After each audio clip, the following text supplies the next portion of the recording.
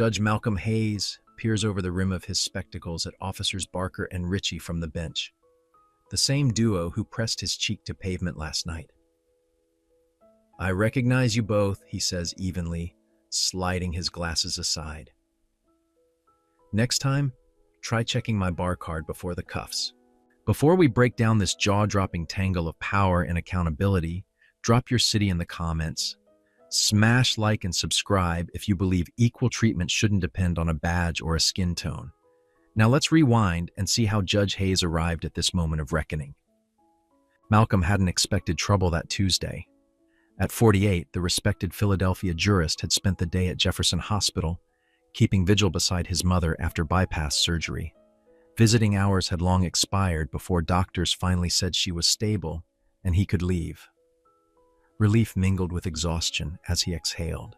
He dressed down for the ward, dark jeans, clean sneakers, a charcoal hoodie instead of his usual courtroom armor.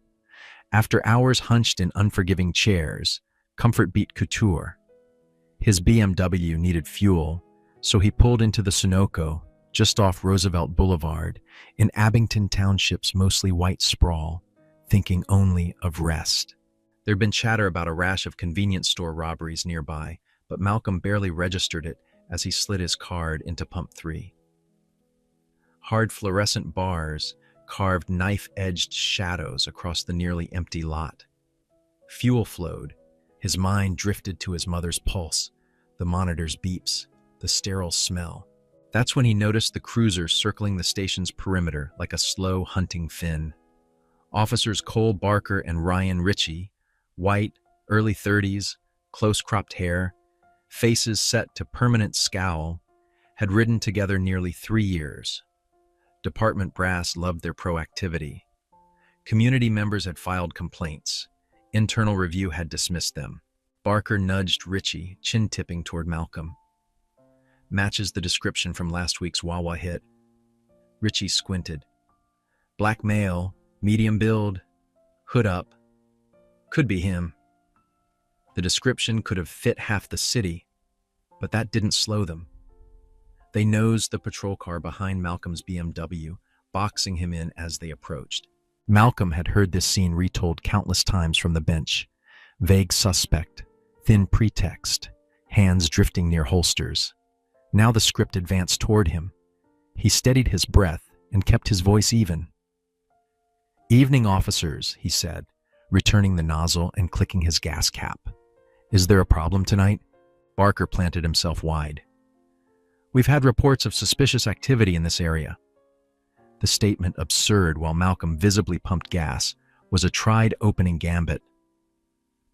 "Just fueling up," Malcolm replied. "Leaving the hospital. My mother's recovering from surgery." "Let me see ID," Barker said, skipping past the explanation without acknowledgement. "May I ask why?" Malcolm kept eye contact. Barker's jaw settled. "You match a recent robbery suspect." "Beyond black male, what exactly is that description?" Malcolm asked. Irritation flashed. Ritchie stepped in. "Sir, comply now." Knowing the danger and the law, Malcolm narrated, "I'm reaching for my wallet. I'm Judge Malcolm Hayes." Barker chuckled. "Sure you are, and I'm the commissioner." Before Malcolm could retrieve the leather fold, Barker seized his arm and slammed him into the BMW's flank.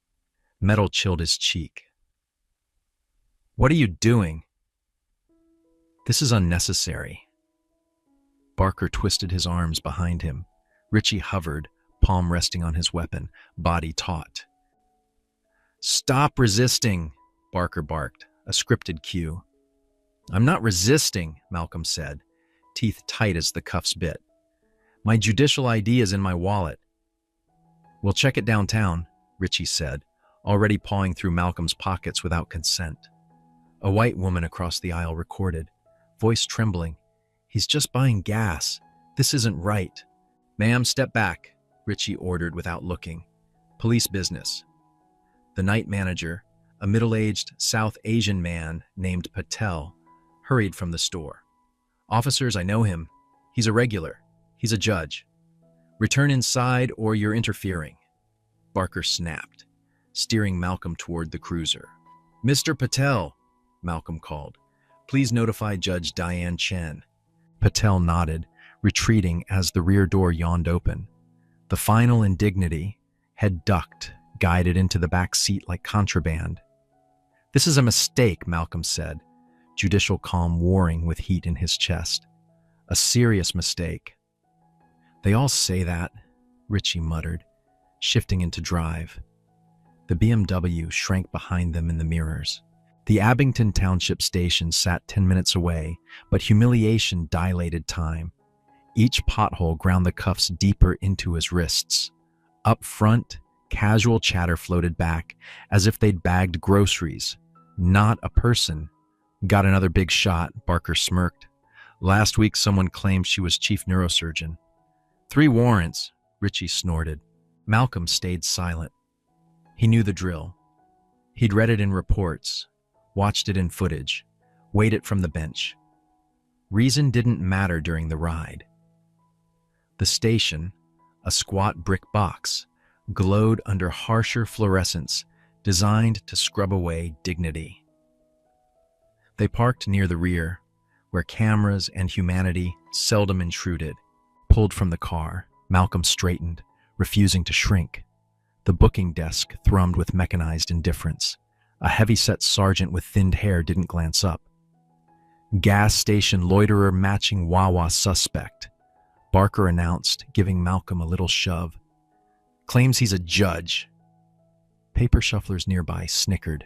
The sergeant finally scanned Malcolm, then his screen. Name, he droned. Malcolm Hayes, Malcolm replied, voice carrying courtroom timbre. I'm a judge of the Philadelphia Court of Common Pleas. I want my phone call now.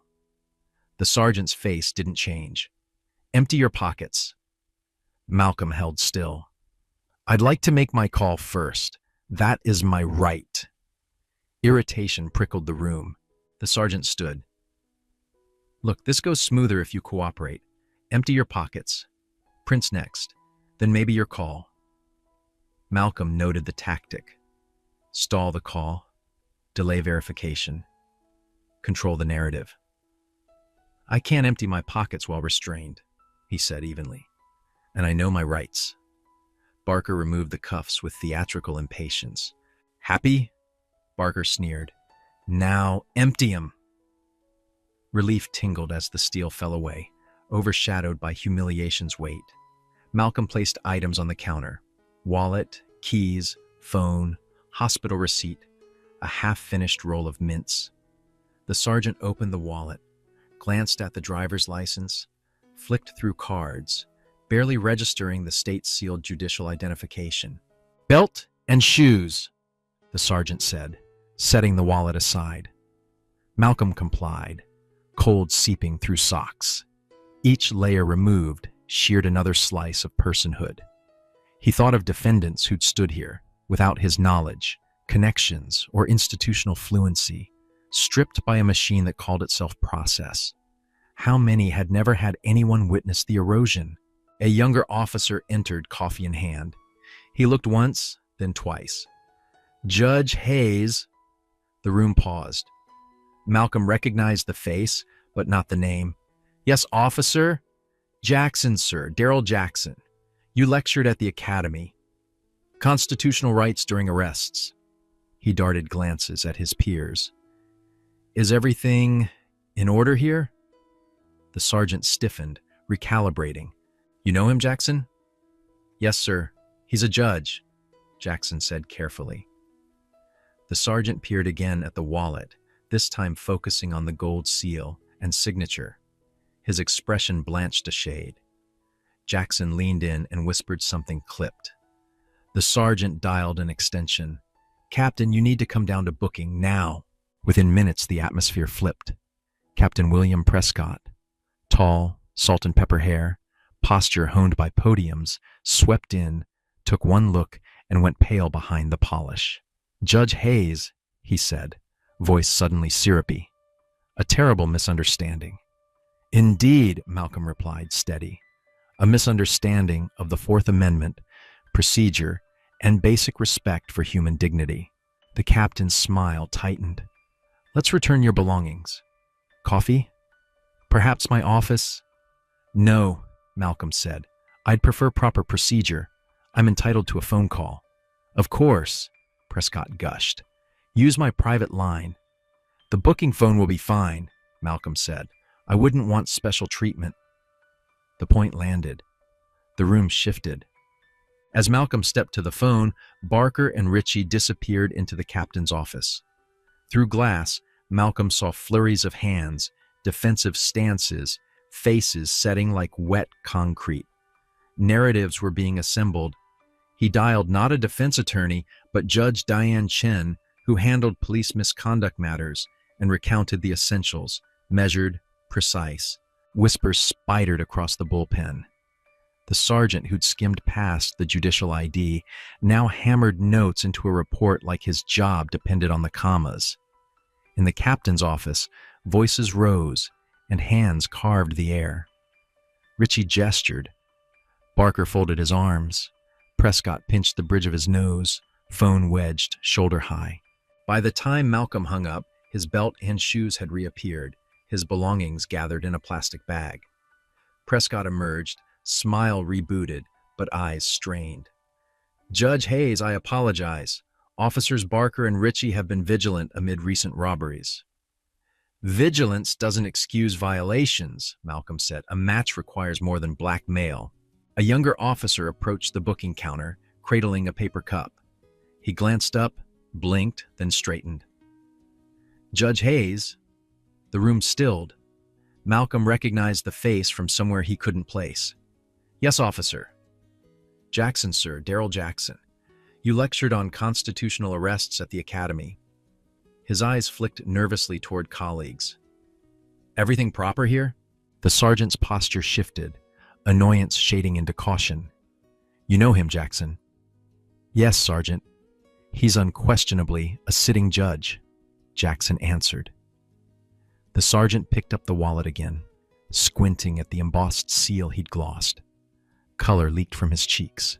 Jackson leaned in, whispering something short and precise. The sergeant grabbed the phone. Captain, booking, immediate. Minutes later, Captain William Prescott swept in, tall, silvering hair, broadcast polish. One look at Malcolm and the varnish cracked. Judge Hayes, he announced, tone dripping courtesy. This appears to be a terrible misunderstanding. Yes, Malcolm replied, calm as steel. A misunderstanding of constitutional limits, procedure, and basic human dignity. Prescott's smile shrank, but stayed pinned. Let's return your property, Prescott said. Coffee? Perhaps my office? No, Malcolm answered evenly. We'll honor procedure. I'd like my phone call. Prescott bobbed. Of course. You may use my private... The booking phone suffices, Malcolm said. I'd hate to invite special treatment. The room absorbed the line. Posture and tone subtly recalibrated. As Malcolm dialed Judge Diane Chen, who handled police misconduct matters, Barker and Ritchie vanished into the captain's glass-walled office. Inside, hands carved the air, jaws locked, brows knit. Out on the floor, whispers spidered. The sergeant, newly diligent, hammered keystrokes, the record suddenly a life raft.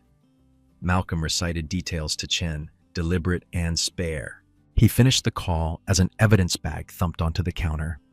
Belt and shoes returned, wallet atop the pile. Prescott emerged wearing a strained grin. On behalf of the department, my apologies. In light of recent robberies, officers Barker and Ritchie were vigilant. Vigilance doesn't license violations, Malcolm replied.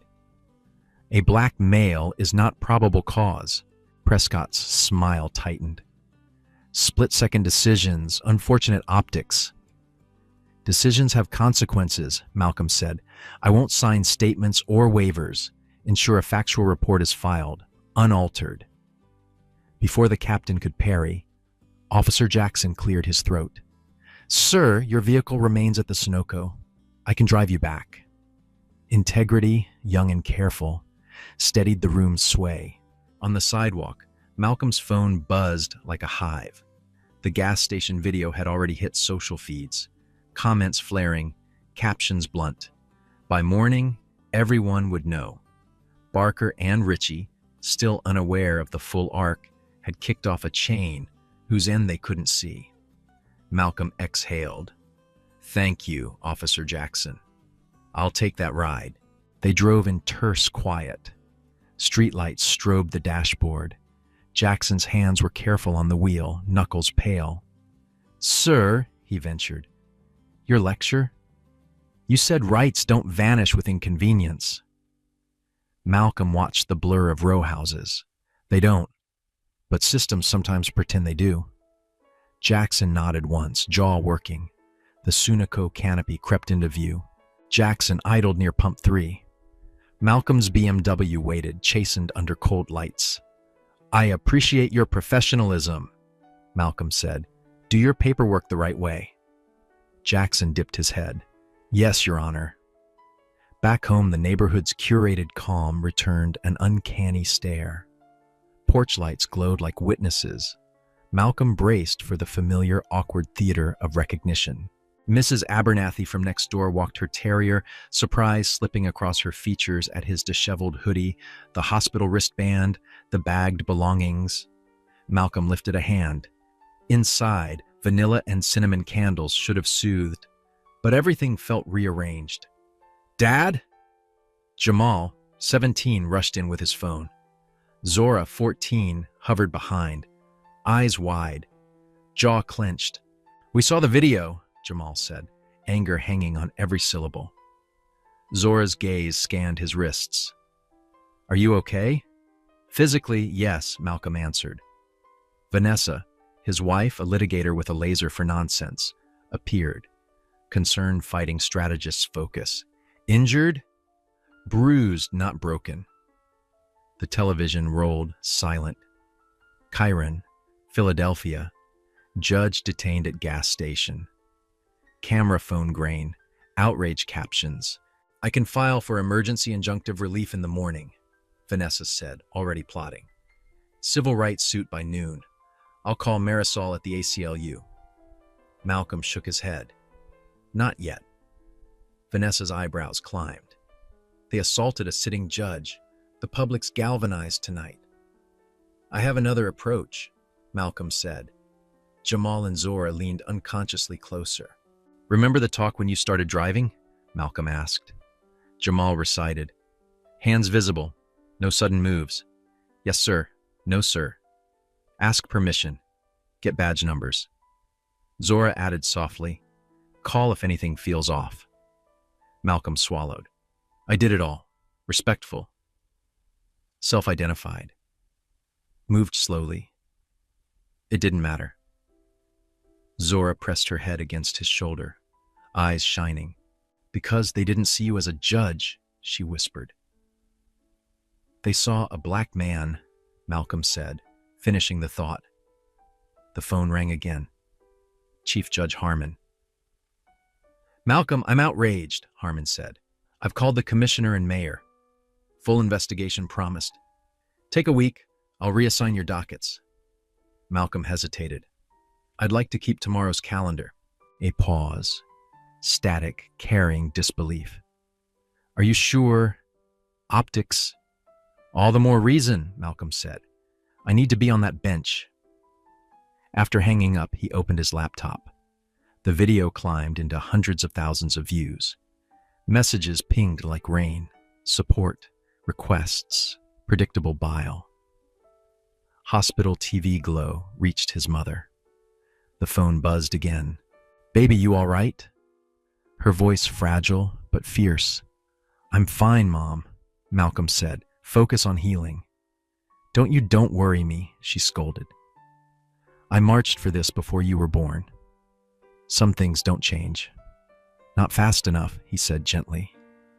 After another round of assurances, he sat in the dark office, oath framed on the wall. He pulled down volumes, judicial ethics, precedent on recusal. This wasn't theater. It demanded exactness. Vanessa set tea by his elbow. Kids are in bed. Jamal wants to help write a complaint.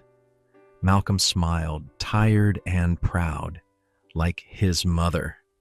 Vanessa perched on the desk. "What's the play?" "Tomorrow's docket got interesting," he said, turning the screen. "Sanderson had the Abington misconduct calendar," Malcolm said. "Food poisoning just took him out. I'm next in rotation." Vanessa scanned, her eyes widened. "Same precinct as Barker and Ritchie." Malcolm nodded.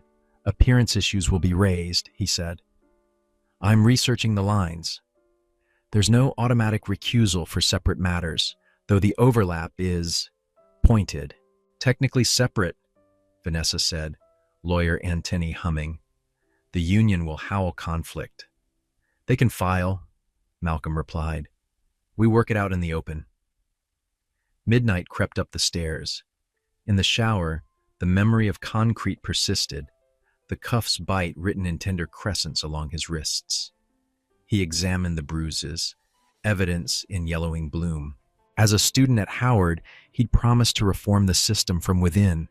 Had robes and routine dulled the urgency? How many testimonies had he heard, nodded at, then sent spinning into a bureaucracy that sanded edges off the truth? He dried his face, steeled by purpose, and finally let the water go. "What would you do?" the influencer-style narrator inside his head prodded. "Step aside to keep things pristine, or stay and insist impartiality doesn't mean amnesia. Hit one for recusal, two for accountability." The imaginary voice joked. He exhaled the thought. Morning's questions would be real, and the answers would live on the record, not online. Dawn painted long scaffolds of light across Philadelphia. Barker and Ritchie arrived for shift, pale from restless sleep, their worry bureaucratic, not moral. Paperwork fallout? Prescott had promised the usual cushioning. Handled upstairs, worst case, paid leave. The video's virality complicated the calculus. Locker room chatter hummed. A department-wide ping hit their phones. All officers tied to pending misconduct matters. Report to Philadelphia County Courthouse, Courtroom 4B, 10 a.m., mandatory. Ritchie glanced over. "That's the Johnson complaint." Barker buttoned his shirt, confidence resurfacing. "Routine. Sanderson's soft for the department." The sergeant poked in. "Captain wants you before court." Prescott stacked papers that didn't need stacking and coached the choreography. "Keep it tight," Prescott said. "Answer directly. Your training was proper." "The Johnson complaint is weak," he resisted. "You followed protocol."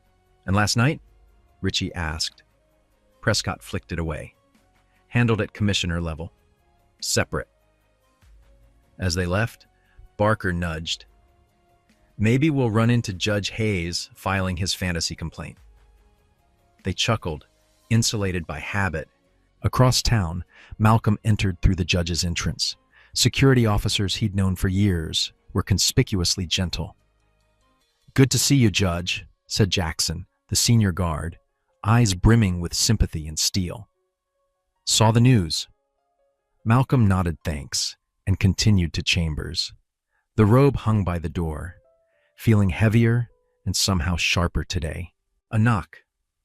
Judge Diane Chen stepped in, shut the door with her hip. "You should have called me at the pumps," she said. "No hello." "I hear you're taking Sanderson's docket." "Food poisoning," Malcolm said. "Rotation placed it here." "Including Abington's misconduct matter?" She waited.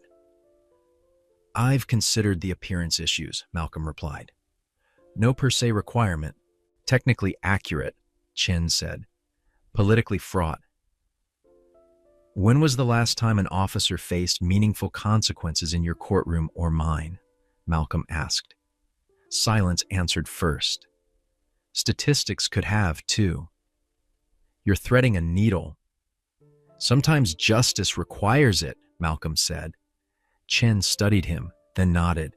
"I'll be in 3A if you need backup. Be careful." His clerk, Sophia, delivered files, eyes wide but professional. "Abington case added late filings, Your Honor.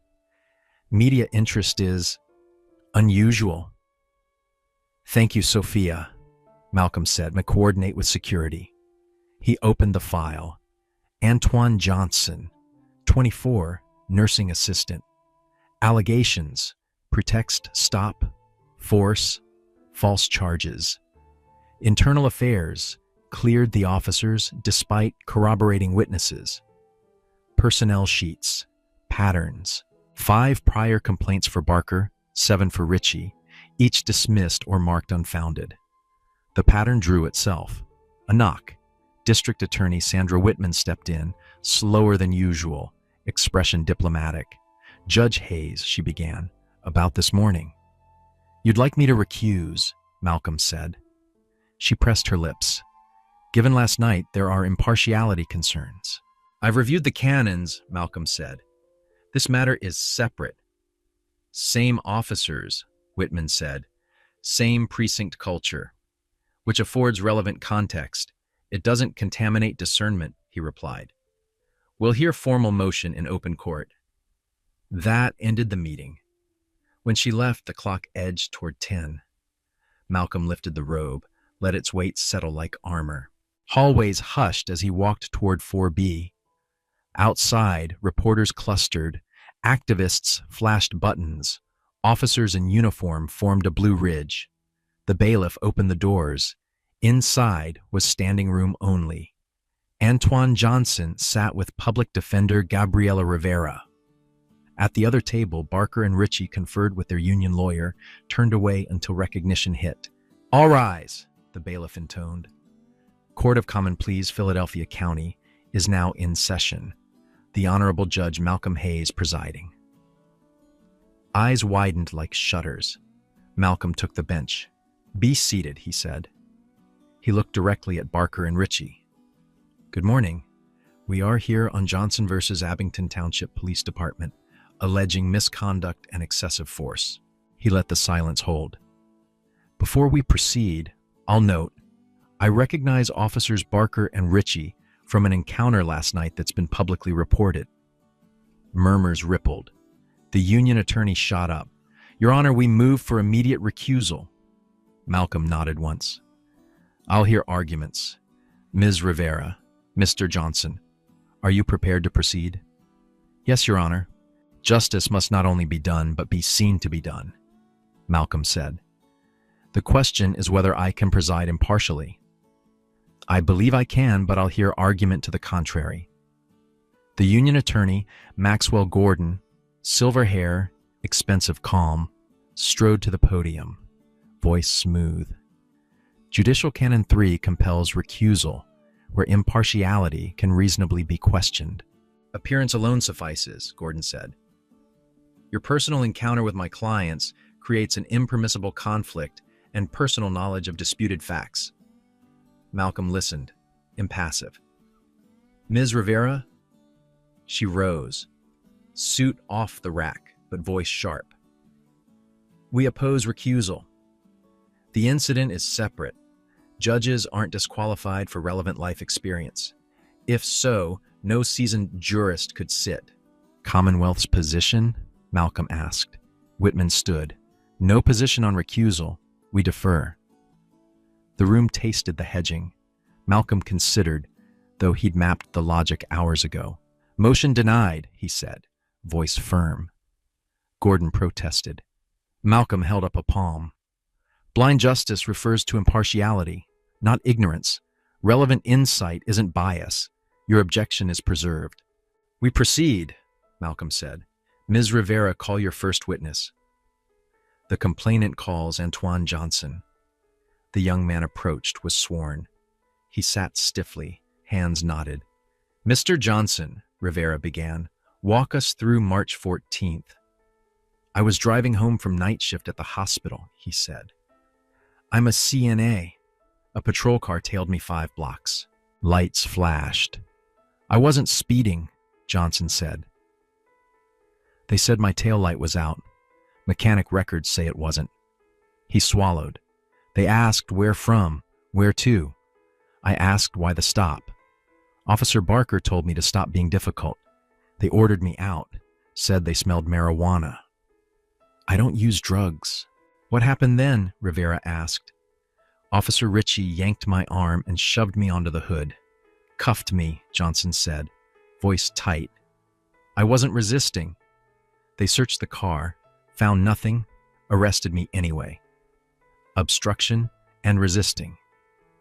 Rivera introduced cell footage from a bystander. Video showed Johnson calm while being cuffed, contradicting the officer narrative claiming aggression. Next, Rivera called two earlier complainants, both black men, who told nearly identical stories. Thin pretexts, quick escalation, cuffs, charges later dropped. The pattern hummed. Malcolm kept rulings crisp, sustaining what the rules demanded, overruling what smelled of delay. On a monitor, body camera footage appeared. Johnson polite, officers agitated. At a critical moment, the feed stuttered to black. Conveniently, Rivera said, the camera malfunctions exactly when Mr. Johnson allegedly grows aggressive. Gordon objected. Speculation. Sidebar? Rivera asked. Denied, Malcolm said. The jury of the record can weigh patterns. The courtroom absorbed the euphemism.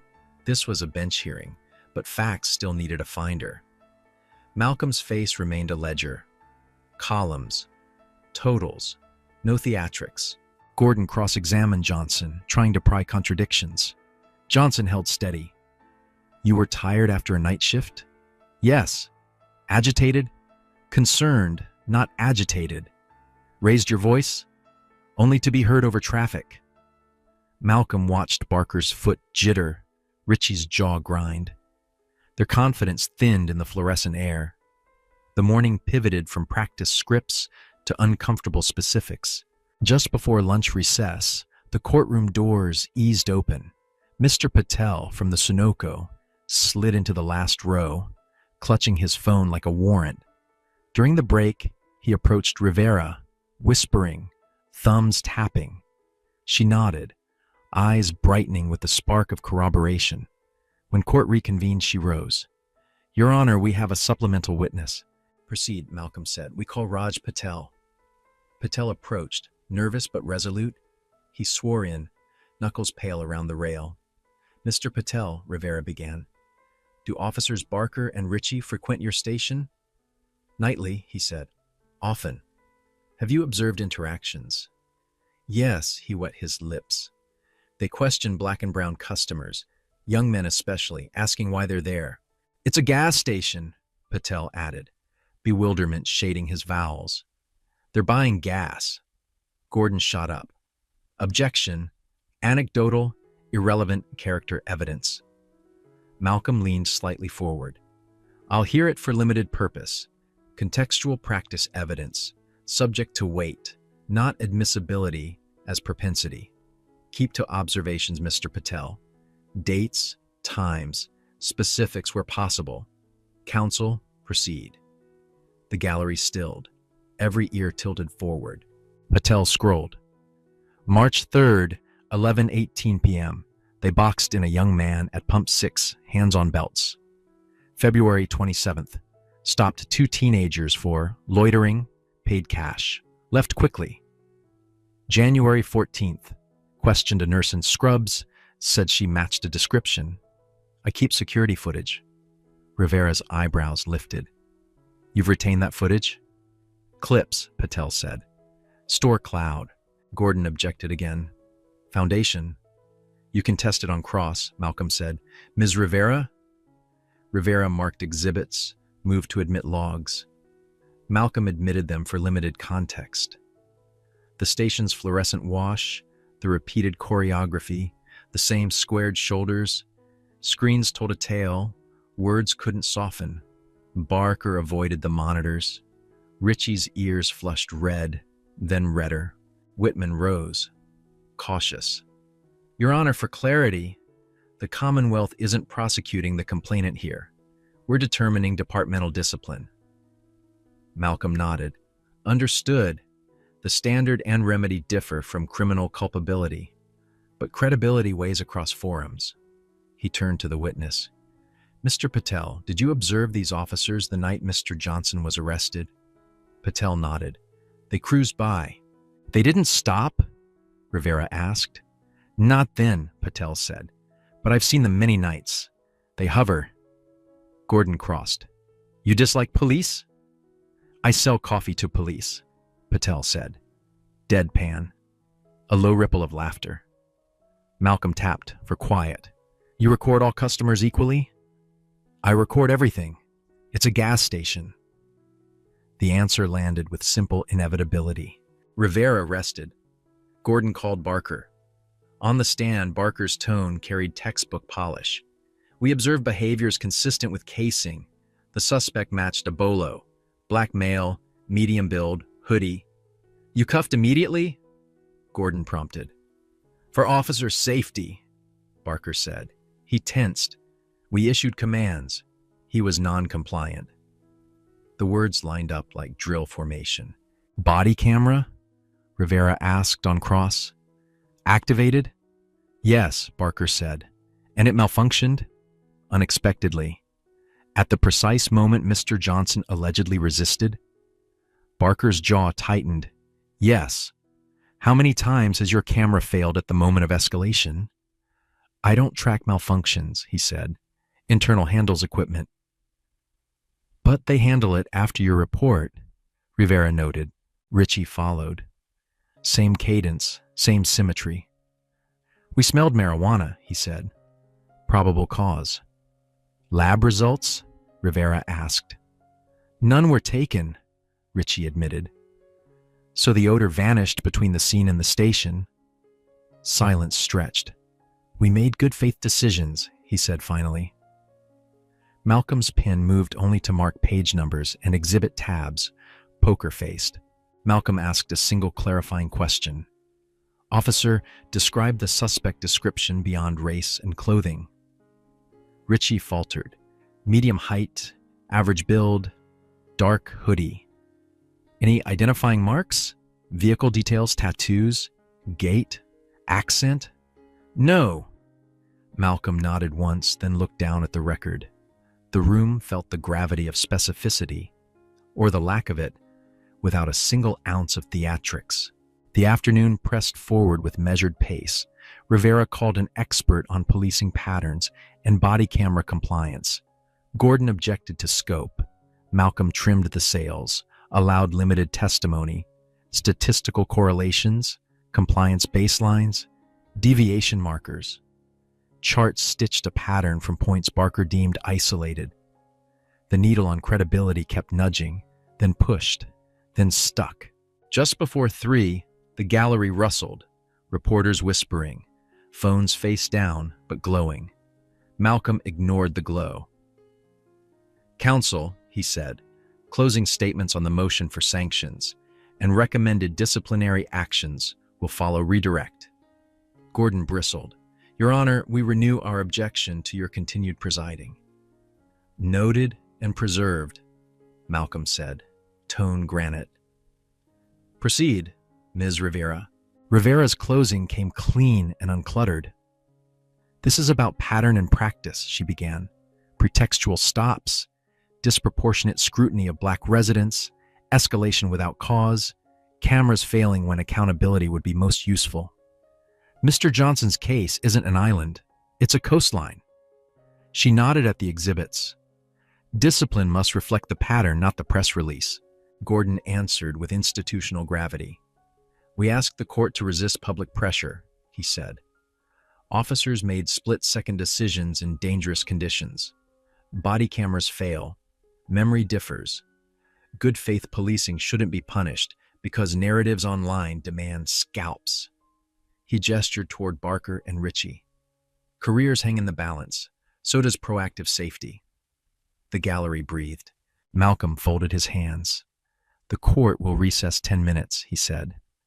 I'll return with findings on credibility, policy compliance, and recommended discipline. As the gavel cracked softly, conversations erupted, muted, then swelling. Outside, microphones bristled in expectation. Barker kept his eyes fixed on the table. Ritchie finally looked up at Malcolm and for the first time seemed to see him. In chambers, Malcolm reviewed the record quickly, methodically, exhibits tabbed, timestamps circled, notes minimal. He didn't need flourishes. The facts had their own volume. He traced the line from vague description to hard cuffs, from odor to no test, from resistance to video of compliance, from malfunction to habit. Then he returned to the bench. "All rise." Malcolm sat. "Be seated," he said, voice measured. The court issues findings.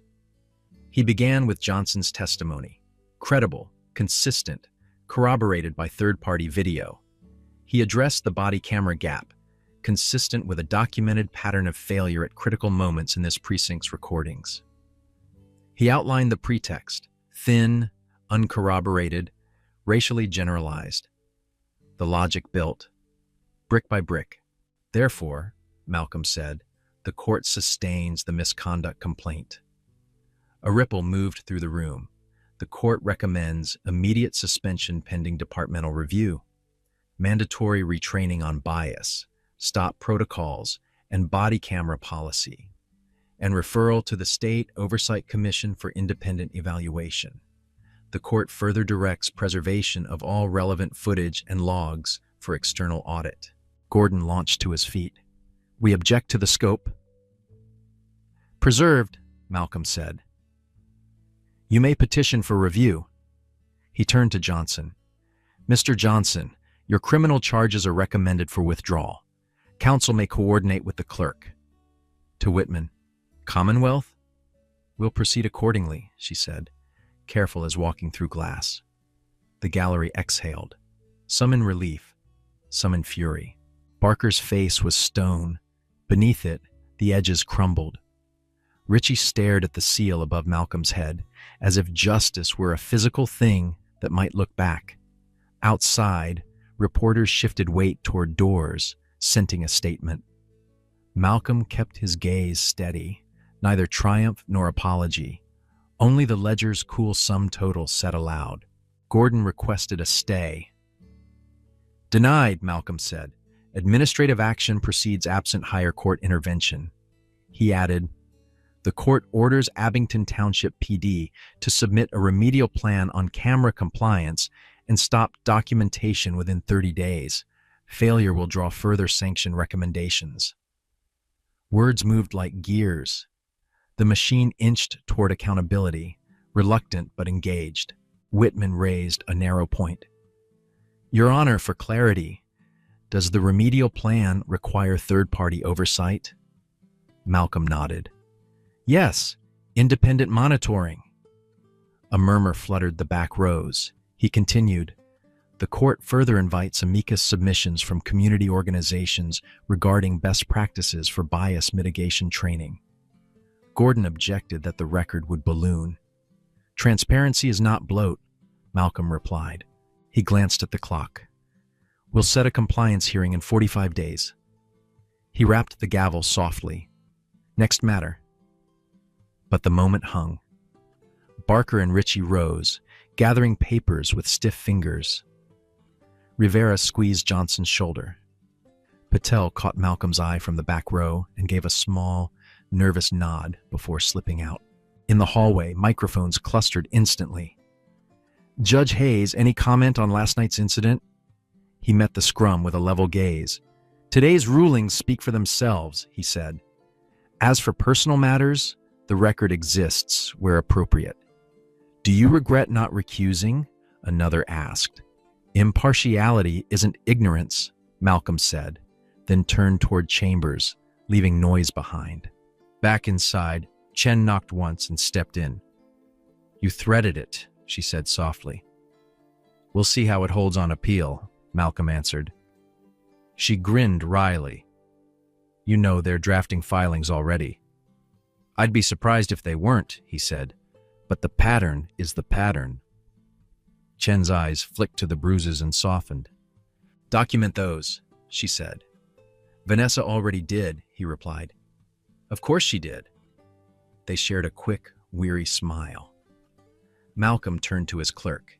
"Sophia, circulate the remedial plan order and compliance schedule." "Yes, Your Honor." Outside, chants began to braid, some praising, some accusing. The city sang its discordant chorus, as it always did after a reckoning.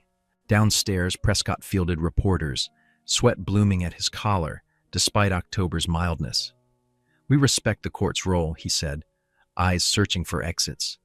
"We'll review findings and cooperate fully." Barker and Ritchie moved past the cameras, faces arranged. Someone shouted, "Did you know he was a judge?" Ritchie didn't answer. Barker's jaw ticked like a metronome. "Vanessa texted, 'Proud of you.' Home at 6?" He typed back, "Depends on compliance orders. Kiss the kids." He set the phone face down and returned to the stack. Justice, he reminded himself, was a series of unglamorous paperwork steps, backed by a spine. The spine had to hold when the cameras moved on. Late afternoon faded to the courtroom's humming fluorescence. Malcolm finished 2 routine matters with brisk efficiency and then called the docket's last status conference. When it concluded, he signed orders with a steady hand. The pen's nib scratched a rhythm he'd learned as a clerk. Find facts, apply law, write clearly, breathe, repeat. On his way out, Jackson, the security chief, not the young officer, lifted a hand. "We've increased presence around your chambers," he said. "Some folks outside are hot." "Understood," Malcolm said. "Thank you." In the corridor beyond, a teenager in a community over fear hoodie whispered, "That's him," with awe and frustration braided together like rope. At home, Jamal and Zora were waiting with questions. "Did they have to sit there and listen?" Jamal asked. "Yes," Malcolm said. "That's how accountability begins. Ears open." Zora frowned. "Will it matter?" "It already matters," he said. Vanessa studied his face. "You okay?" "I am," he answered, knowing okay and finished weren't cousins. His mother called again from the hospital, voice stronger. "Watch the hearing, baby." They folded like cheap chairs when the truth sat down. He laughed, moisture burning his eyes. "Rest, Mom." "You keep your head," she said, "and keep your receipts." "Always," he promised. When he hung up, a quiet settled that felt earned. He opened the laptop to draft a brief memorandum on the record, anticipating the union's emergency petition. He cited governing canons, relevant commentary, and precedent-distinguishing experience from disqualifying bias. He kept the tone dry. The internet churned. The record endured. Vanessa slid a plate beside him. "Eat." He took a bite, kept typing. Across town, Prescott convened a grim meeting. "We need a camera compliance plan yesterday," he said. "Outside vendor proposals in 2 weeks." A lieutenant grumbled about budgets. Prescott cut him off. "Cheaper than consent decrees." Barker stared at a spot on the table. Ritchie pinched his nose. The machine had begun to turn in earnest. Patel closed the store, counted drawers, and paused on the threshold. He looked out at the pumps, the blue-white pools where so many small frictions had sparked. He locked up, then sent Rivera one more clip he'd found. Time-stamped, labeled, filed. "For your record," he wrote. The mundane act felt, unexpectedly, like a civic ritual. The next morning's docket would bring new cases, new names, new facts. The bruises on Malcolm's wrists would yellow. The orders would harden from words into practice, or crack under pressure.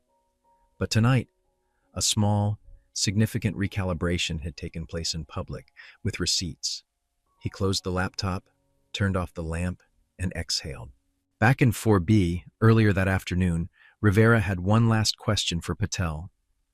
"Do officers Barker and Ritchie come by often?" "Almost every night on patrol," Patel had said. "And you've watched how they treat your customers?"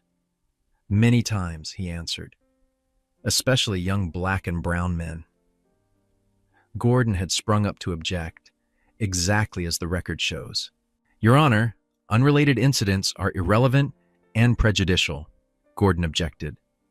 Rivera countered, "Pattern and practice matter. This shows Mr. Johnson's stop wasn't isolated." Judge Malcolm Hayes weighed it, then ruled, "Objection overruled. The witness may proceed." Patel inhaled, steadying himself. "There's something else," he said softly. "After last night, I checked our security recordings. We retained footage 14 days for insurance," Patel continued. Rivera approached with a laptop. "Your Honor, Mr. Patel has provided station video from March 14th, the night of Mr. Johnson's arrest." A hush traveled the gallery like a cool wind. Malcolm felt the courtroom's breath pause as the monitor's timestamp glowed to life. The screen showed officers Barker and Ritchie inside the Sunoco roughly an hour before Johnson's stop. Their voices, tinny over speakers, drifted. Talk of finding some action, needing 1-2 more stops to hit numbers. "Let's swing south," Ritchie said. "Always good for a few." South Side meant predominantly Black and Latino blocks. Gordon leapt up. "Objection! Surprise evidence!" Rivera replied, "Mr. Patel came forward today. Defense had ample opportunity to subpoena footage along the route."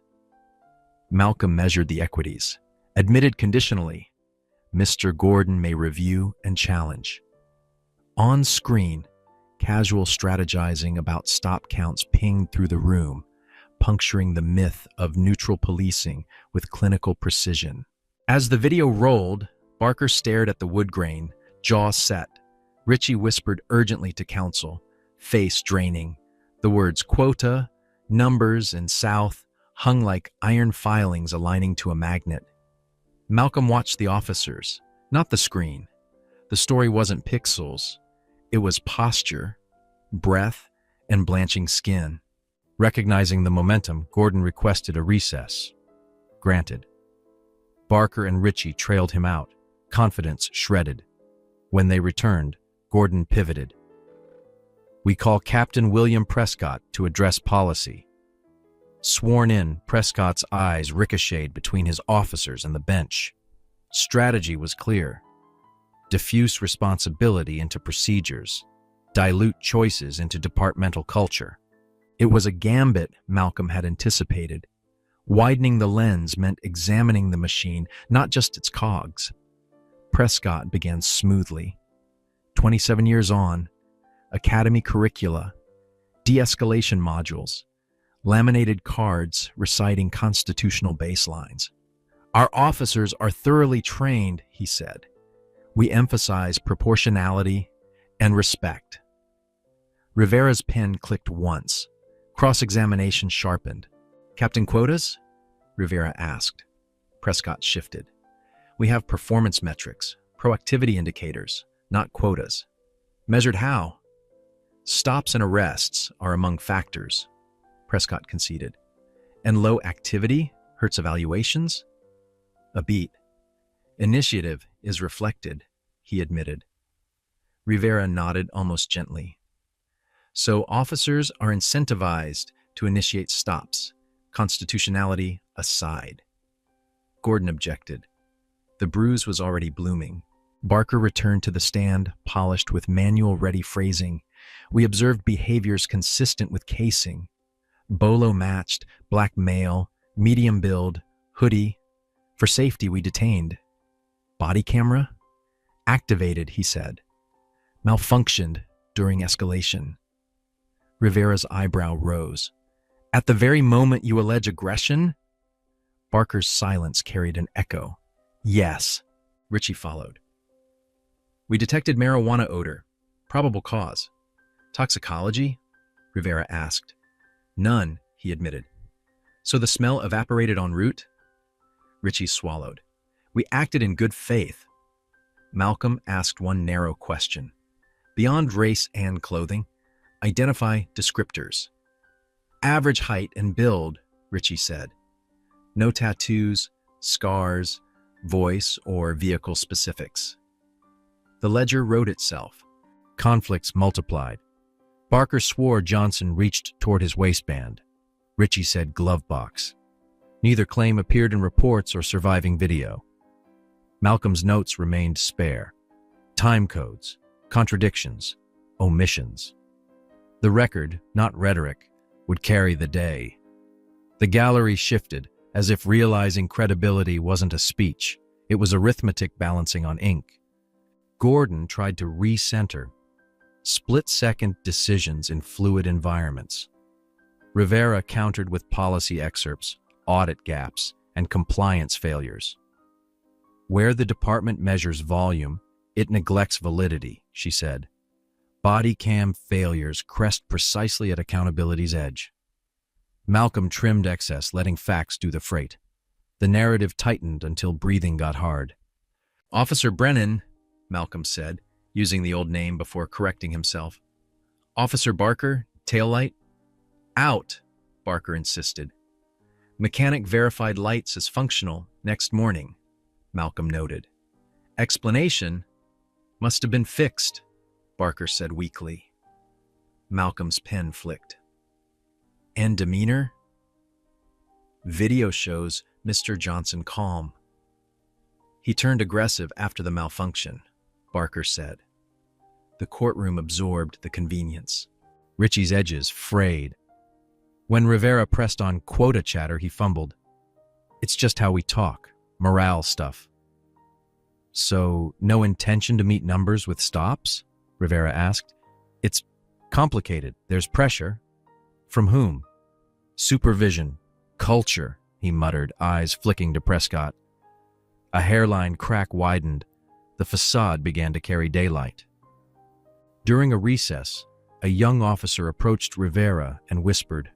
When court resumed, she called, "Officer Darrell Jackson." The same officer who'd recognized Malcolm in booking took the stand, nerves visible. 14 months on, he said. "Training?" "Officially, reasonable suspicion standards. Unofficially," he exhaled. "We're told to be vigilant in certain neighborhoods." "How are those areas defined?" Rivera asked. Jackson's voice dipped. "South and east, mostly minority." "Reasonable suspicion specifics?" "We got them in slides, yes," Jackson said. "But seniors say some behaviors are suspicious, context meaning race and geography." Malcolm kept his face a chalkboard, offering only the clean space for chalk to squeak truth. "Be precise," Rivera said. Jackson looked at Malcolm, then the room. "We were told a black man in a nice car in a white neighborhood equals suspicious. A young black male in a hoodie equals suspicious. Furtive movements can be broad." Gordon objected. Malcolm overruled. "Direct experience is admissible. Continue, officer." "Barker and Ritchie are labeled productive," Jackson continued, "because they make lots of stops and arrests, mainly minorities." A ripple moved through uniforms. "After Judge Hayes was brought in last night," Jackson added, voice tightening, "I heard Barker say, 'We got another one,' before they realized who he was." The gallery's murmur thickened. "And afterward?" Rivera asked. Jackson glanced at Prescott. "Captain gathered folks. Said we needed to align the narrative. Judges stick together. Dispatch was told to adjust the log to reflect a suspicious person call matching the judge." The words fell like bricks. Evidence tampering isn't a policy debate. It's a chargeable offense. Ritchie stared at the desk, pale. Barker stiffened. Prescott's complexion went candle wax white. Gordon moved quickly, asking for a brief conference. Granted. When proceedings resumed, Gordon said quietly, "Your Honor, Officer Ritchie requests an in-chambers proffer with counsel and court reporter." Malcolm considered, then nodded. "We'll convene now." The room exhaled, then held breath. In chambers, Ritchie's shoulders sagged. "What I said about pressure undersold it," he began. Gordon tried to steer. Ritchie pressed on. "We're informally coached to write certain phrases, furtive movements, match description, appeared nervous. They pass review even without specifics." He met Malcolm's eyes. "At the station with you?" We had no real reason, Judge, except that I was black in a white suburb, Malcolm said evenly. Richie nodded, face creasing. It's not on paper, but it's there. Incentives, approval, how we're taught to see. Not exculpation, exposure. The rot wasn't a mystery heart. It was a bloodstream. When they returned, the gallery sensed the air had changed color. Word traveled in whispers. Richie was cooperating. Barker looked betrayed. Prescott looked livid. The district attorney, Whitman, requested time to reassess the Commonwealth's posture. Granted. In the pews, sighs and side glances traded stories older than the courthouse. Some had held phones at their own stops.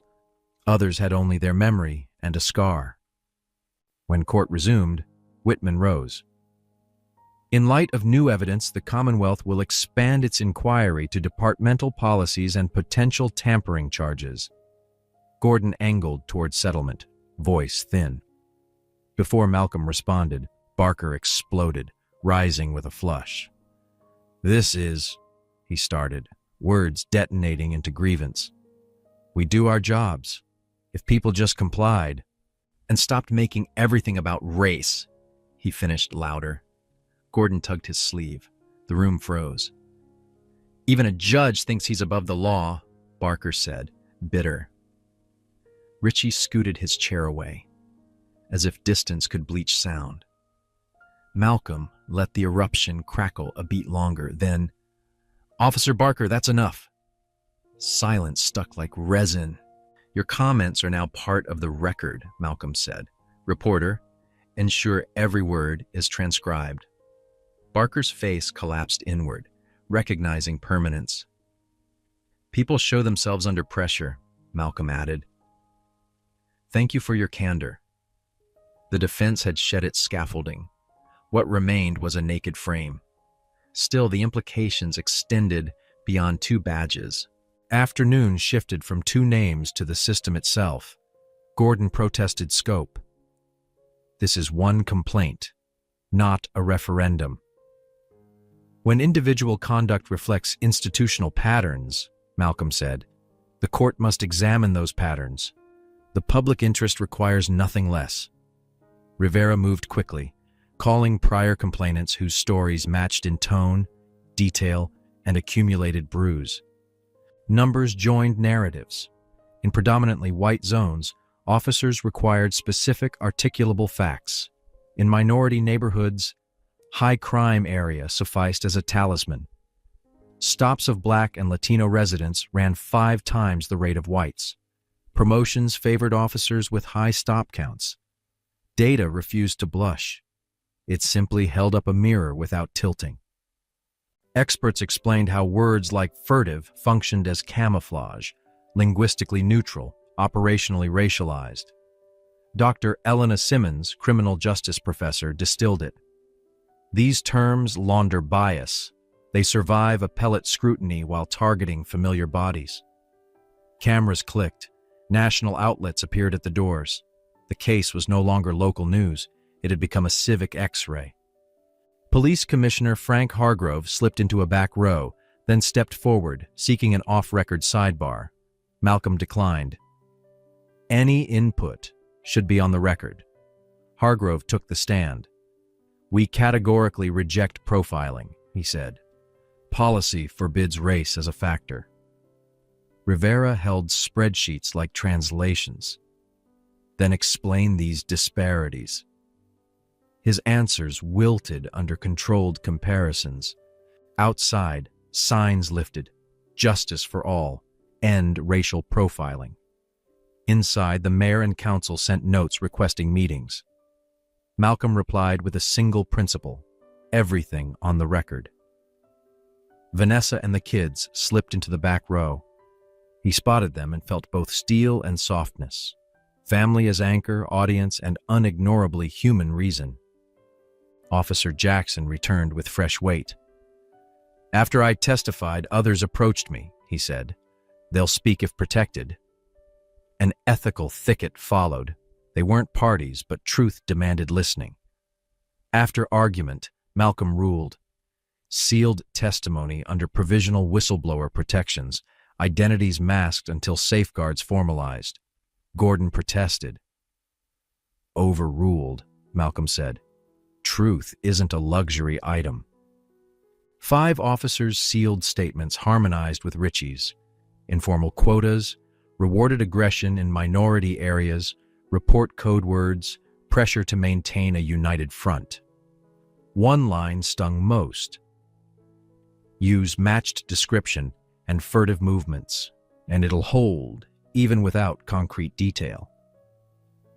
The pattern wasn't coincidence. It was curriculum. The room felt colder. Paper trails arrived. Evaluations waiting stop volume. Arrest counts. Initiative tallies. No metric for constitutional compliance.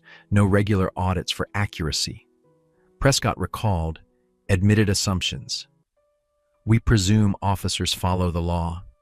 Malcolm wrote, no verification. Presumption had grown into policy. Policy had calcified into injury. The ledger kept widening its margins for names. Whitman's discomfort became official. Your Honor, she said, the Commonwealth needs time to review processes for officer testimony and evidence chain integrity. That request wasn't trivial. It implied re-scrutinizing the scaffolding of countless cases.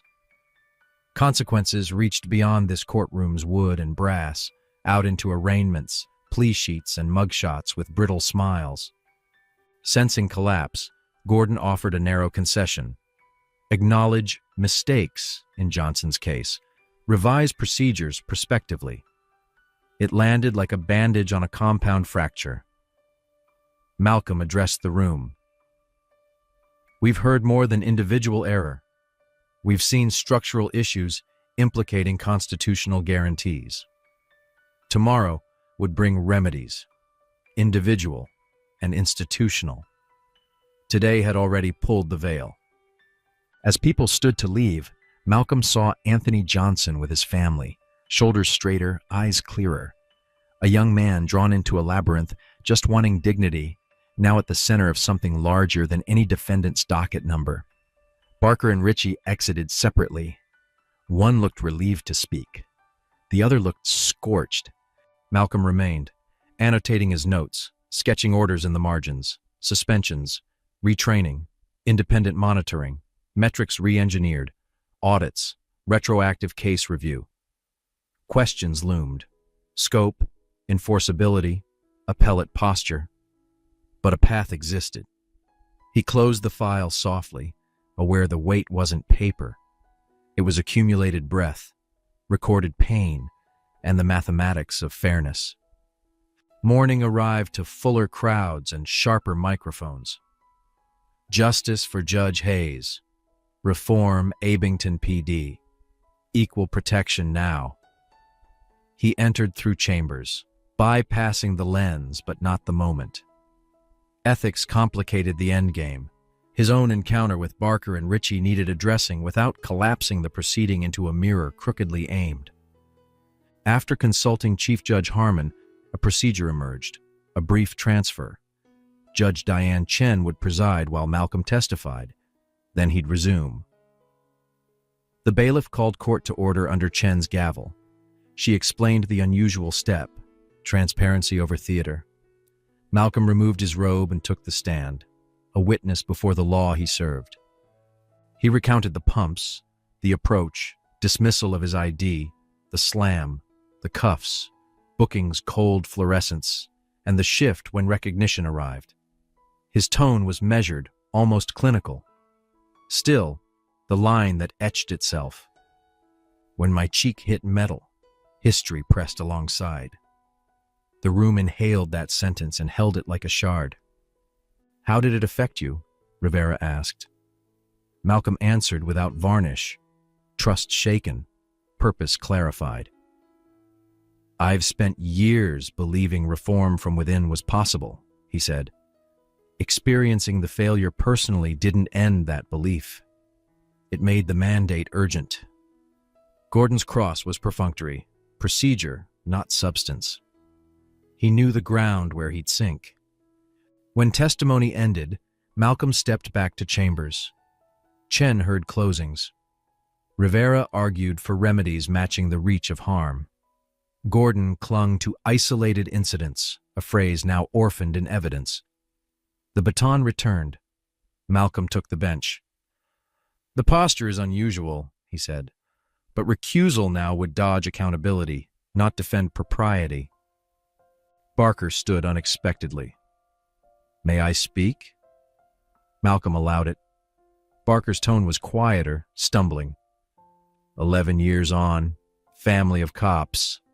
I thought I was doing what I'd been taught." He looked at the seal, then Malcolm. "At the pumps, I didn't see a judge. I saw a threat. That's how I was trained." "I'm responsible," he said, "but it's bigger than me. It's the way we're rewarded for certain policing. Not absolution. An opening." Malcolm nodded once, no commentary. The decision felt heavier for acknowledging a human pivot. Justice had to carry accountability and possibility without dropping either.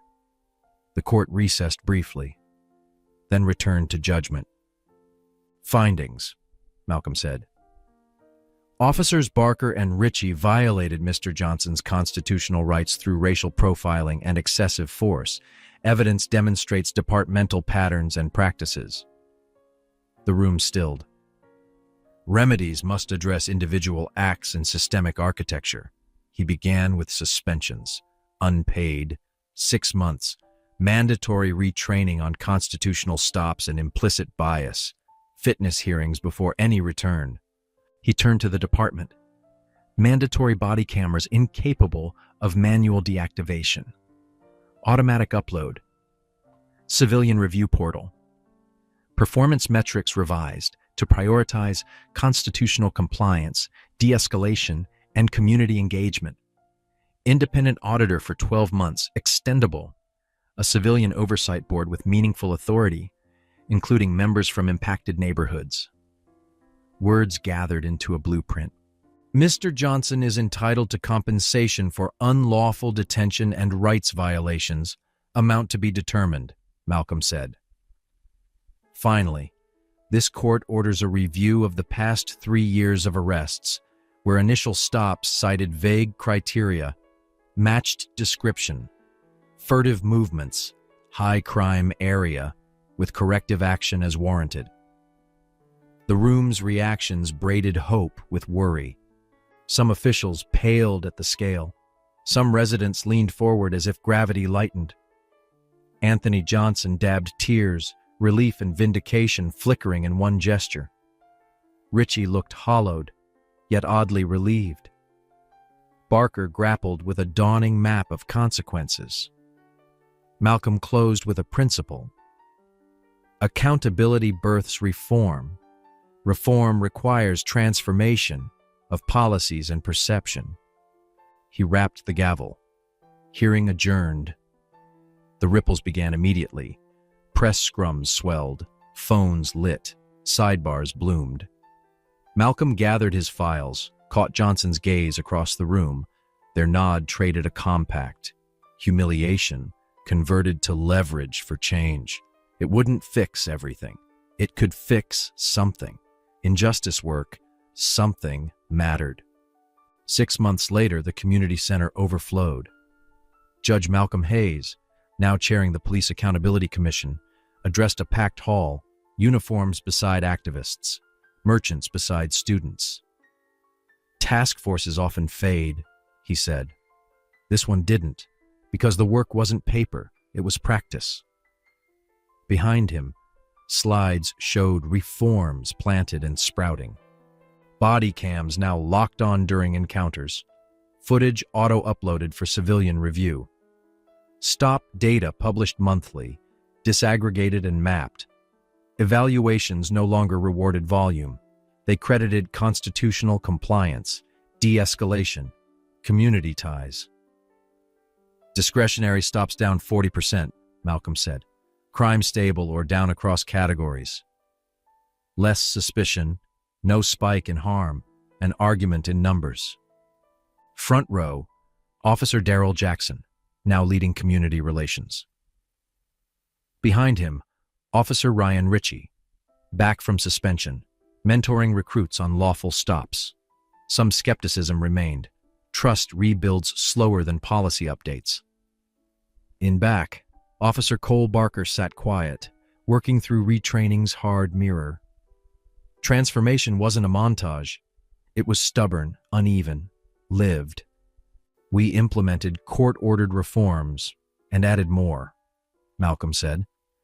Training now explains not just what, but why. Policy drafts include community voices, and crucially, officers feel safe to report problems. He introduced panelists, including Anthony Johnson, who'd used settlement funds to study criminal justice. I wanted acknowledgement, Johnson said. Now we build prevention. The changes cut down to muscle memory. The Sunoco, where everything began, hosted monthly dialogue circles. Mr. Patel poured coffee like a ritual. A small plaque near Pump 3 read, "From Incident to Initiative." People didn't pretend a sign fixed history. It simply anchored the story to a place that sold gasoline and grace. At home, Jamal's anger had rerouted into policy. He joined a youth council advising on training scenarios, writing scripts that didn't end with cuffs. Law school tempted him. So did public service in uniform, newly imagined. Both are paths to reform, Malcolm told him. Pick the one that keeps your compass true. The most important shifts aren't always countable, Malcolm told the room. They're the small interactions. A stop where rights are explained, a question asked as help, not demand. He described last week at the same pumps. A rookie introduced himself to a stranded teen, asked permission, offered assistance. Nothing cinematic, precisely the point. The work wasn't finished. Some officers pined for the old metrics. Some residents refused to be charmed by charts. Neighboring jurisdictions watched warily. Transformation is a process, Malcolm said. Our character is measured by how we face flaws and keep facing them. The audience, diverse and tired and hopeful, nodded like a choir. Later, Malcolm fueled up at that same canopy. A young black man eyed a patrol car through the glass. Vigilance lived in his shoulders. When an officer emerged and nodded respectfully, no hand near holster, the young man's posture eased a notch. Malcolm and he exchanged a small look. Not victory, not surrender. Progress, a half-inch at a time. Driving home, he considered the arc, a bruise, a bench, an order, a commission. Systems don't repent. People inside them can reform. Perfection was a myth. Better was a duty. He could live with that. He could fight for it. The night air through the cracked window felt like cautious gratitude. Back at the courthouse months earlier, Chen had presided as Malcolm testified to preserve propriety. Now, that careful architecture paid dividends. Appellate filings came. So did affirmances. The remedial orders withstood early challenges. The Oversight Board published its first report, with dense prose, plain charts, and the kind of footnotes that make culture shift. In one appendix, body cam uptime touched 97%. Another mapped stops against neighborhood demographics, the disparities narrowing. This is what accountability looks like, Malcolm told the commission. Not gotchas, guardrails. He thought of Barker, the outburst and later apology, and Ritchie, the confession that didn't erase harm but energized correction. People were messy.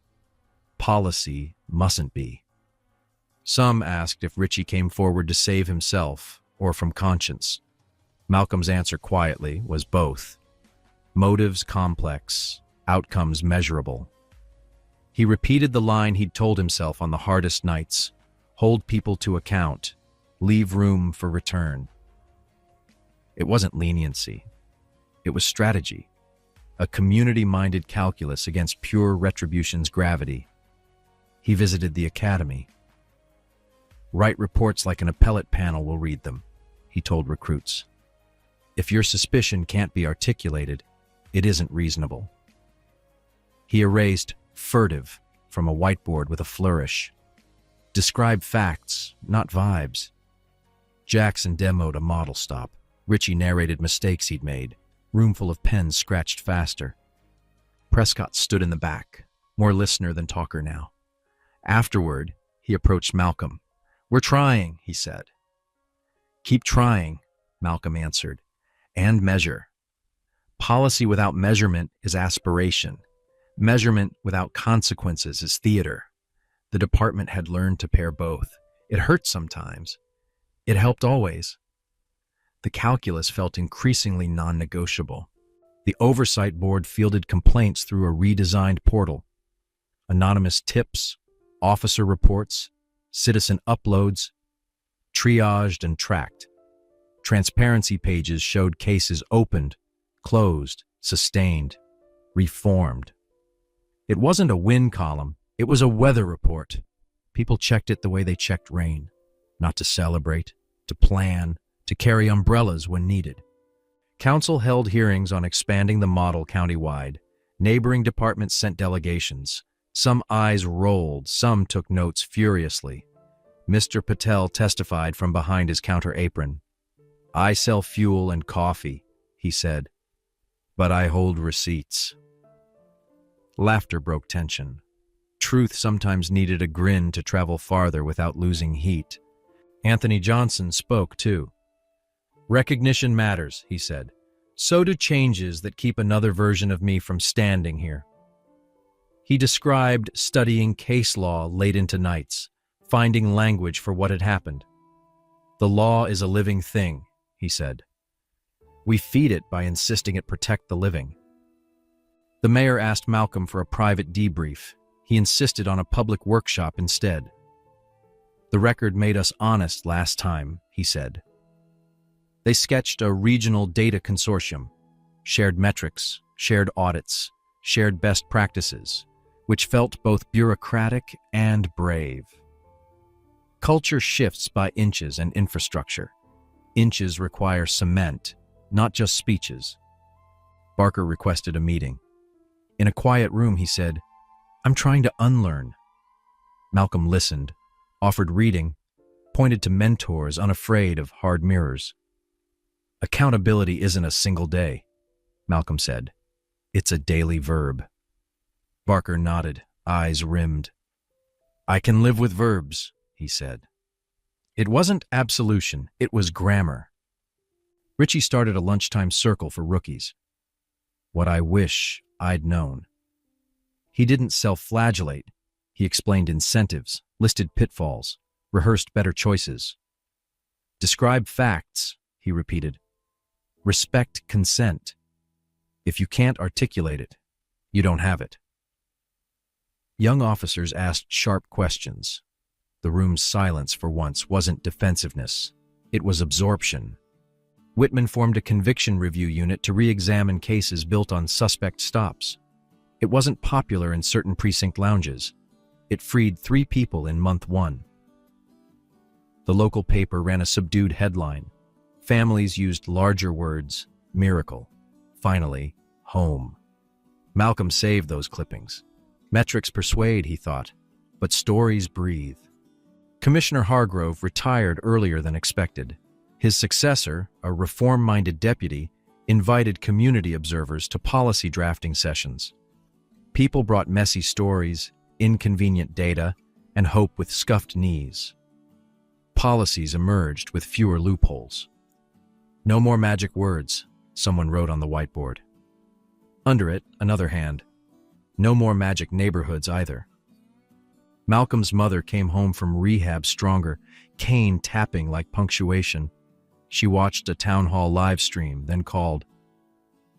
"You square those shoulders," she said, "but rest them too." He promised he would. Later, he did not. The work pressed down and lifted up in alternating waves. He learned to surf tired. The Oversight Board's second report logged fewer complaints, faster resolutions, and disciplinary follow-through charts with fewer flatlines. A section titled Lessons included one unglamorous truth. Paperwork saves lives when done right. Another, cameras are tools, not panaceas. A third, bias training without structural change is theater. The footnotes cited research and receipts. Across the county line, a department balked at adopting metrics. A viral stop dragged them in by the ear. They called Malcolm. He didn't preach. He shipped templates, policy text, dashboards, intake forms, audit checklists. "Start with what you'll measure," he said, "then match incentives to it." They groaned. Then copied well. Mr. Patel's plaque got photographed endlessly. He kept polishing it anyway. "Stories fade unless we dust them," he told a reporter. He'd become shy famous, waving off interviews but always pouring coffee. A teenager asked if the plaque made him proud. "It makes me responsible," he said. Pride without responsibility felt like empty sugar. One evening, Malcolm stopped for milk and saw a patrol car idling near the curb. An officer chatted with two teens about an upcoming job fair instead of IDs. He listened for tone. Tidy respect, no edge. He left the store feeling the fragile thing he'd learned to trust, stubborn, unsentimental hope. He still had critics. Some said he'd gone soft, others said he'd gone too hard. Both can be true when you measure from different edges. He replied with the same answer each time. "Show me your data, and show me your stories." People brought both. The debate got better, then useful. A journalist asked, "Do you regret not recusing?" "No," Malcolm said. "Impartiality isn't amnesia." He pointed at the board's reports. "This is what we'd have lost." He acknowledged the razor's edge, witness and judge in sequence, not overlap. "We designed a process that preserved both fairness and truth. It's replicable." A mother approached after a meeting. "My son stopped last month. Your policy made it different," she said. They explained. They asked. He came home shaken, not shattered. Malcolm swallowed. That sentence, he thought, could power a city for a week. Reform wasn't electricity. It was a grid. Keep the current flowing. On a quiet Sunday, Malcolm took a long walk through Chestnut Hill. Leaves auditioned for autumn. He passed a yard where a kid practiced layups and a porch where two elders argued sports with the tenderness of old rivals. He thought, justice is local like this, or it's a press release. Commission meetings sometimes bogged down. Someone would filibuster with civility. Someone else would confuse anecdotes for universals. Malcolm deployed a trick, empty chair for the absent citizen, the person not in the room who'd bear the policy's weight. It changed the temperature. Rooms get braver when reminded who isn't present. He taught a seminar at the law school, Remedies as Design. Students drafted oversight mechanisms unlike museum pieces, responsive, iterative, measured. He told them about verbs over nouns, about refusing to confuse a policy with its implementation, and about budgets as moral documents. Several left wanting clerkships. One applied to the academy. Vanessa stared him down one night. "Vacation," she said. He blinked. "After the next report?" "Before," she countered. They drove to the shore, watched gulls bicker, practiced doing nothing. It felt wrong for 20 hours, then medicinal. On the boardwalk, Jamal won a ridiculous plush bear. Zora laughed until she hiccuped. Back in court, docket hum returned. Contracts, custody, landlords. Between cases, Malcolm read an email. Another department adopting the model, citing the Hayes orders. He winced at the name, but smiled at the replication. In the end, justice isn't a person. It's a pattern. Name it if you must. Build it either way. One night, storms rolled in. Sirens dopplered. He thought about chaos and control, about systems designed to prevent harm and those designed to explain it away afterward. He preferred the former. He poured tea, opened his laptop, and wrote 3 more pages clarifying the audit protocol. Sleep came like an earned truce. At a community forum, a skeptic rose. "All this data feels cold," she said. Malcolm nodded. "Data is a jacket," he replied. "It keeps our arguments warm while we carry stories." He invited elders to speak, then teens. Warmth returned. Jackets weren't the point. Weathering was. Everyone left with better coats. Officer Jackson's division piloted consent cards. Simple, translated, clear. "You can say no to a search," the card read, with a QR code linking to explainer videos. Complaints dipped. Confusion dipped more. The cards weren't a shield against all harm, but they were literacy, and literacy is a low-cost insurgency against fear. Richie visited Anthony Johnson's class to talk about rights from a cop's view and mistakes from his own. He didn't center himself. He centered the law. Students asked hard, beautiful questions. He answered slowly. Afterward, he sat in his car and cried the quiet cry of someone rethreading a life. In year 1's last meeting, the board argued over extending the monitor. "We're trending right," someone said. "Exactly when drift can return," Malcolm answered. They extended 6 months. The vote wasn't unanimous, it was honest. Accountability should never be unanimous on instinct. Healthy systems argue, measure, decide, and write down why. Patel unveiled a corkboard titled "Good Stops." People posted notes. "Officer explained everything." She asked consent. He called a tow himself. The board filled unevenly.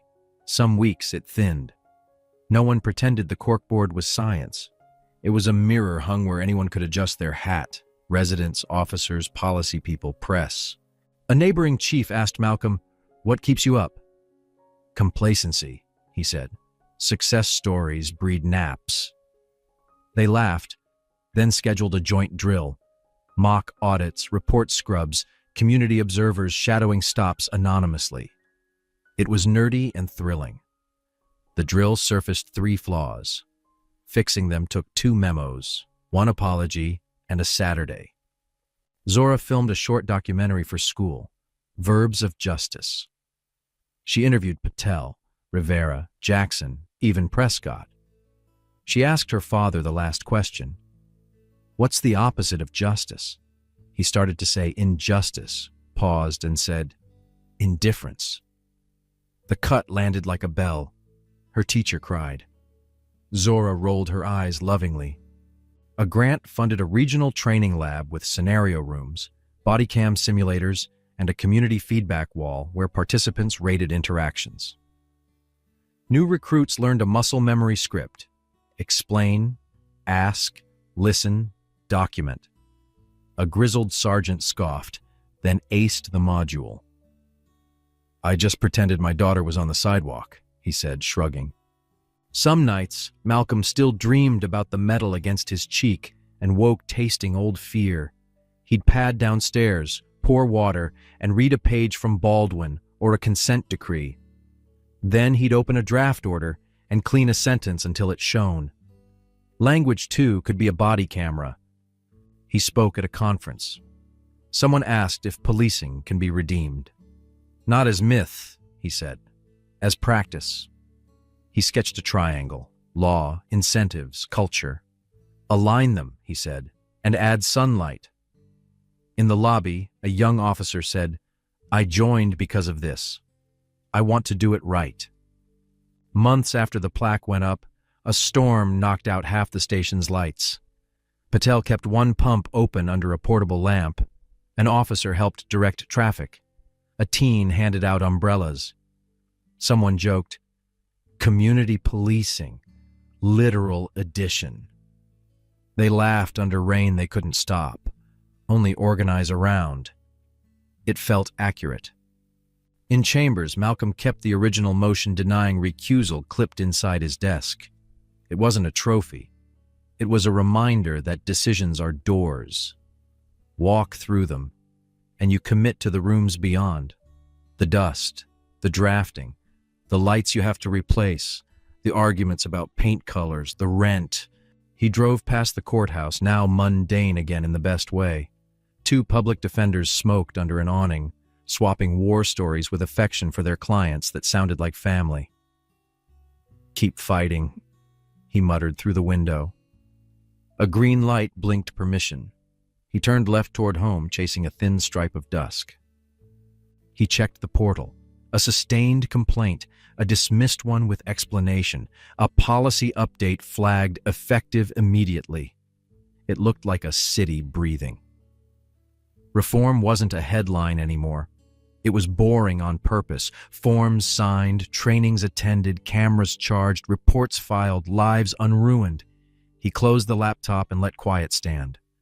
Do you think changes like these are possible inside existing systems? Or do you believe in more radical redesigns? Type it out. The conversation is the work. Like and share if this story pushed you to rethink routine stops. Algorithms notice when you help hard stories travel. That's how practical hope spreads its wings. What began at a gas pump became a living syllabus. Accountability, then repair, metrics, then meaning, punishment for harm done, then scaffolding to prevent it. Malcolm never mistook motion for progress, but he learned to count progress without apologizing for it.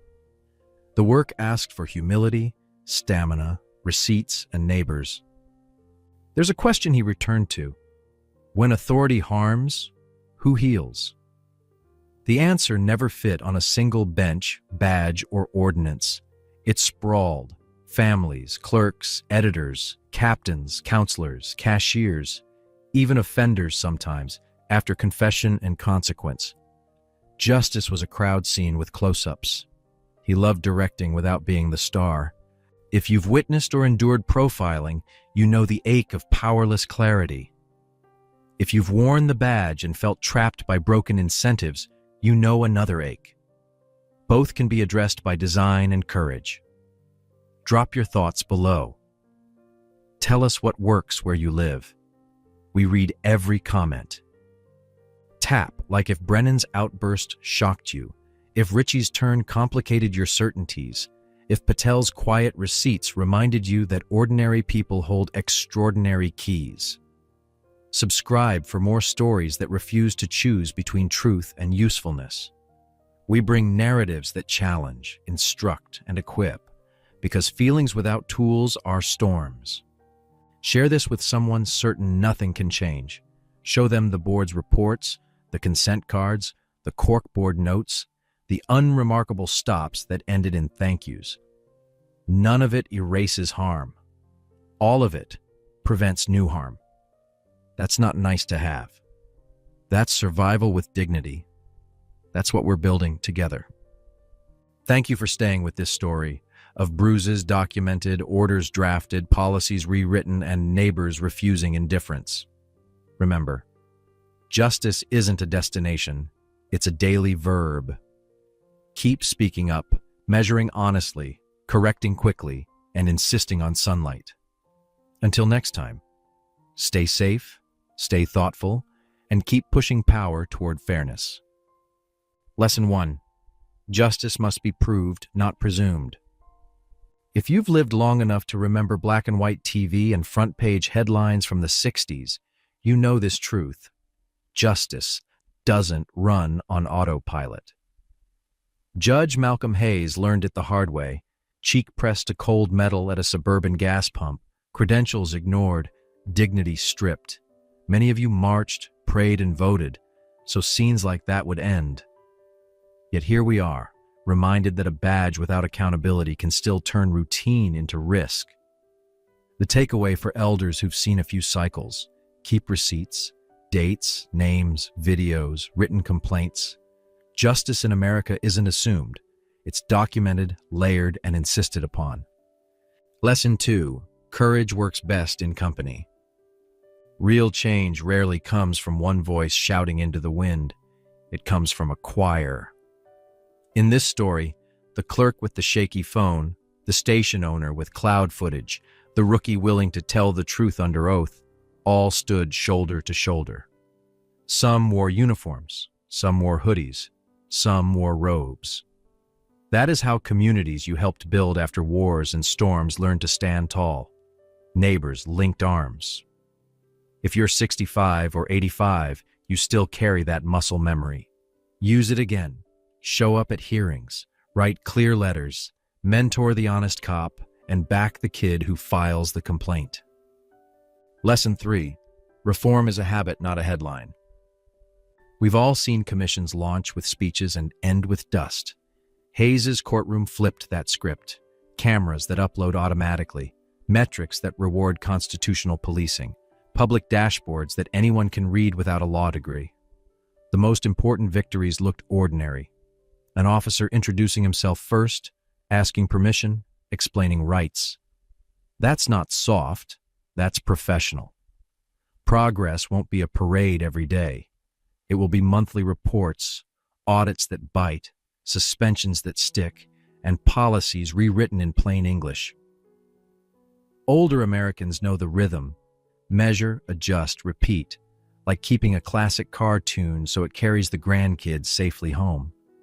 Friends, after walking through Judge Hayes's ordeal and the reforms that followed, I'd love your wisdom. In your lifetime, where have you seen real accountability take root? In schools, hospitals, city halls, or precincts?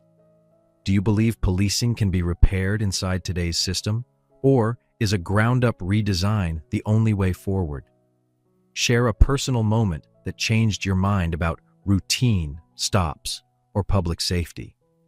Your stories guide younger viewers more than any chart ever could.